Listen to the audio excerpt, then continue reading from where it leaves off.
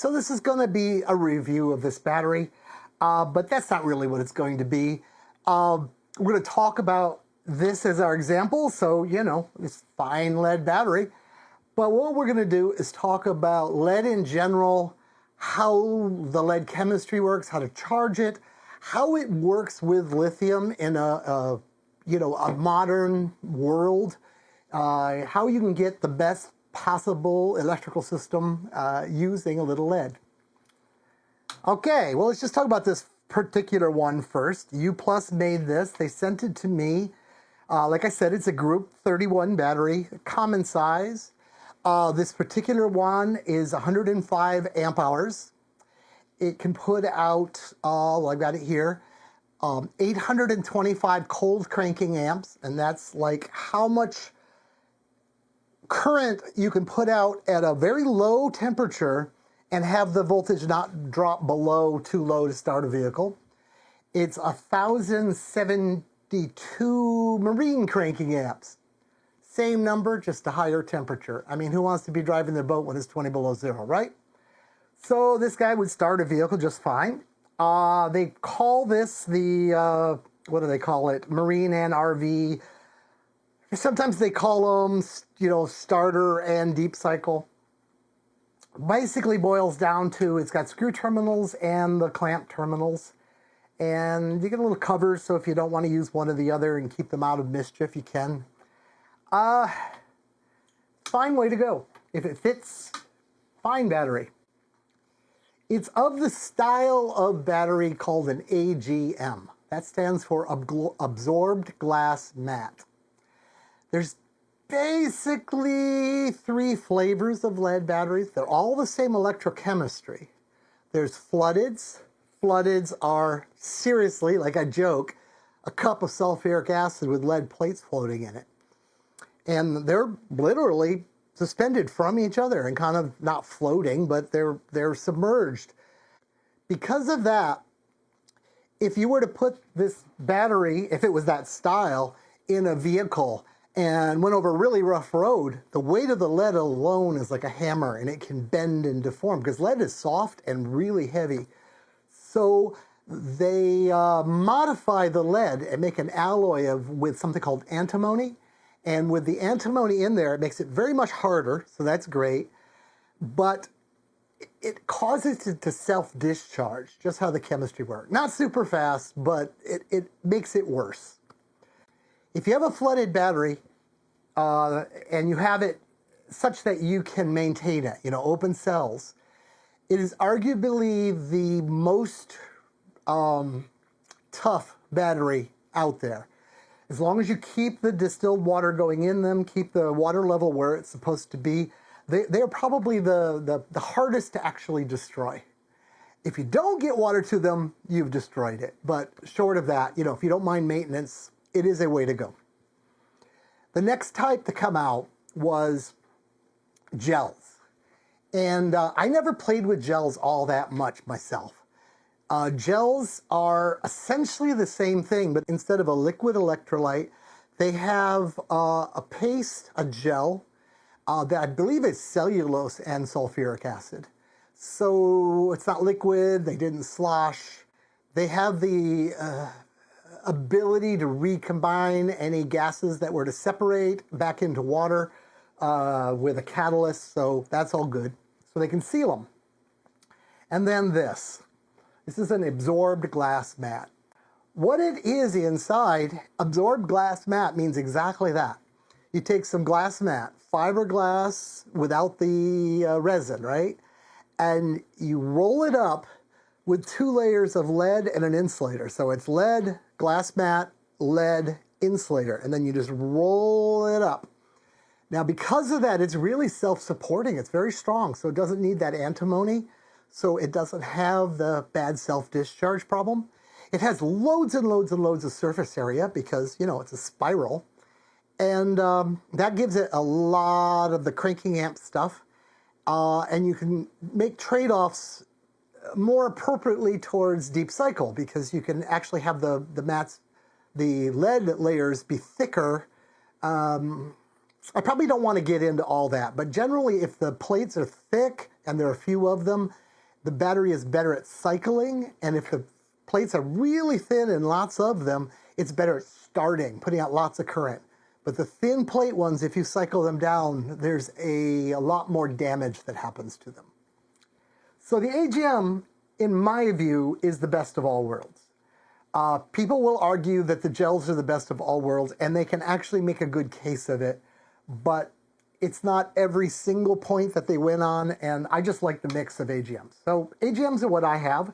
On Tempters, I have 1,500 amp hours of AGM batteries, which is absolutely ridiculous now that I have, 1,000 amp hours of lithium. But remember, that's from before I had the lithium. So, in short, why do I like AGMs?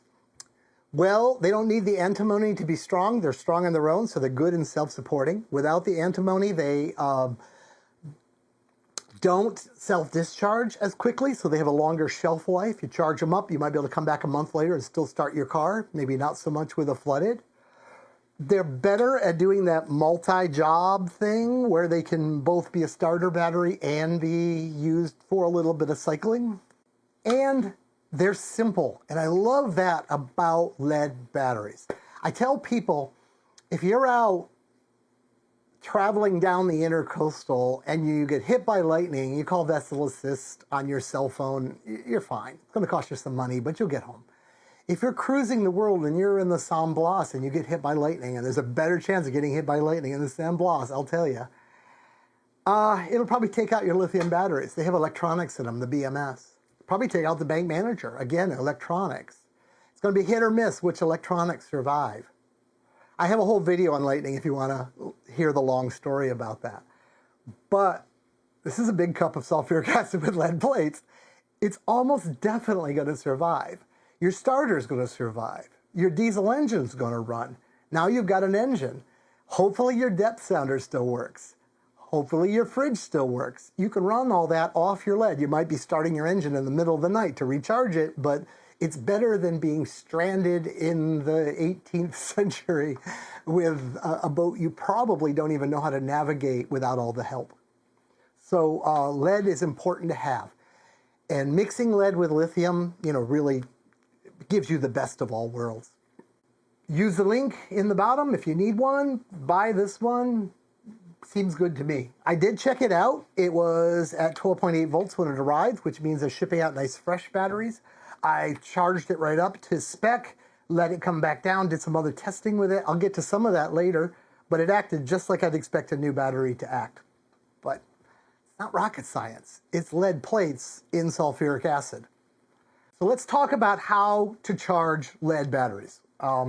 This is an AGM. The only real difference between this and the other lead batteries are maybe what voltage charged to.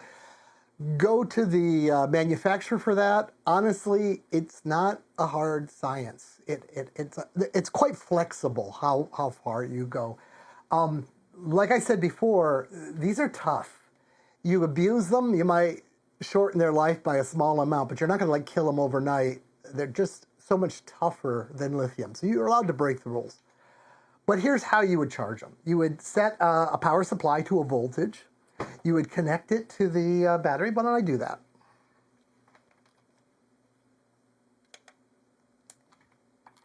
Always scares me.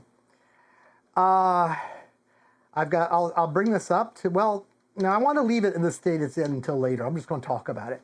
Set that to, let's say, 14.5, 14.4, and charge it, and then watch the amps.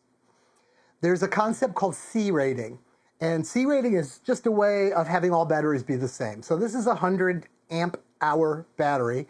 So if I charge it at 100 amps, I'd be charging at 1 C. If I charge it at 50 amps, 0.5 C. What you want to do is charge it until you get to that voltage, and then as the battery consumes more and more power and fills up, it's going to start blocking the current that can go into it. And you watch that right on this display. When it gets to 0.05 C, that is the appropriate time to stop charging. All is well. If you charged your lead batteries that way, they would last a bit longer. It's the right way to charge them. I haven't seen a charger that does that in a long time. I understand there's like 2 in the world right now. That's not how they're being charged. How they're being charged is that they are charged up to a voltage, held at that voltage for an amount of time, and then allowed to come down to this lower float voltage where they could just stay. What's the amount of time? That's the problem. If your batteries are fully charged before you start it, 1 second is longer than you need. If the batteries were very, very low state of charge when you turn on the system, you might literally need hours and hours for a big bank. So they just pick a number, or they make you pick a number, and that's what you do. I don't like it because I like to do things right, but you know what? Like I said, it's lead, it's tough, it'll survive. Now, if you were to use a bank manager, here's a bank manager, and you want to go with lithium and lead mix. This would be a fine battery to use as the lead requirement. I require lead simply because this device needs to be able to use this switch to turn off your lithium bank and bring it back in. And while the lithium is disconnected, your system needs some kind of battery to keep everything sane, particularly your charge controllers. So in this model, this would be a great battery for that. As long as your charge controllers won't go crazy high voltage when the lithium is pulled away, this is enough battery to mellow things out. And generally, starter batteries are really extra good at this. So how the bank manager would work is the power comes into this system, the switch closes, which brings the lithium right in parallel. Lithium being lithium will suck up the majority of the power. Bank manager's watching it, watching it, watching it. When the lithium is exactly full, it disconnects it. Your system probably now can raise the voltage up to where lead wants to finish. It'll do the rest of the lead cycle. It'll come back down to float. All is well. If you turn on a load, the voltage will come down. Bank manager brings the lithium back in. Again, all is well. This battery being a fairly thin plate battery, it's in the middle. So, you know, let's just say it's a real starter battery. It's got huge CCA numbers, and it's only for starting. One thing about that battery is it doesn't like to be cycled down. You don't get very many. Never take lead in any form below 50%. But even just to pick a number, 50, 70 times down to 50% on a starter battery, it's probably gone, never to be used again. Where a true deep cycle battery with thick plates, that's more like 400 cycles before it starts to, age and not be good anymore. So if you're going to use a starter battery, and this could be your ship's starter battery as the lead requirement for a bank manager, the rule is don't cycle the lead. And it's a pretty easy rule because as long as you have lots of lithium, if you never bring the lithium down below 12.8 volts, you won't be touching the lead in any real way. So that's pretty easy to do because by the time lithium gets to 12.8, it's probably like only 10% left anyway. So just watch your batteries. It works great. There's ways to have multiple lead batteries, and I have videos on that. One last thing I want to talk about, and this might be the most important thing, probably should have talked about it up front, but when I refer people to this video to answer a certain question I get a lot, I'm going to do it now.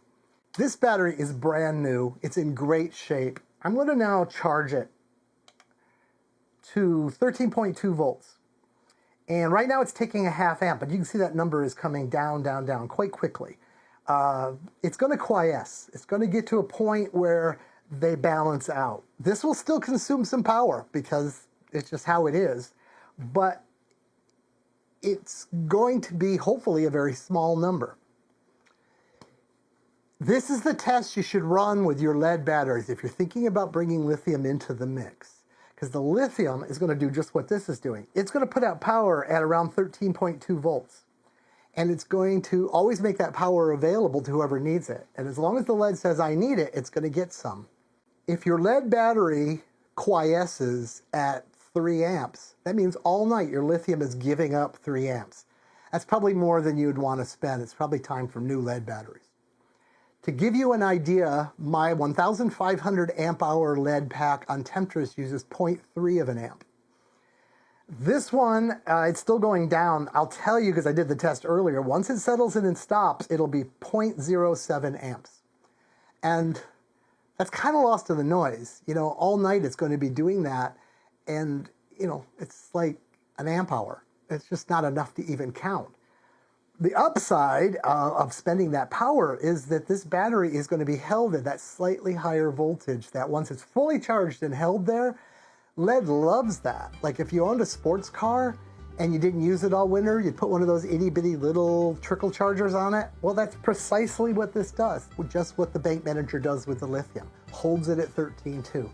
So this battery in a lithium Bank Manager world will actually last a lot longer than it would if you just, well, put it on a shelf, but tremendously longer than it would if you actually used it alone. We usually feel pretty good if we get 5 years out of these guys, and it's gonna be, well, if your beard is as gray as mine, it'll probably be the last battery you ever buy. I guess that's about it. A little short video on what I could think to talk about with lead. It's been the forgotten child on this channel, and I hope I covered enough to make this a useful, interesting video. Bye from 𝗏𝗏 content.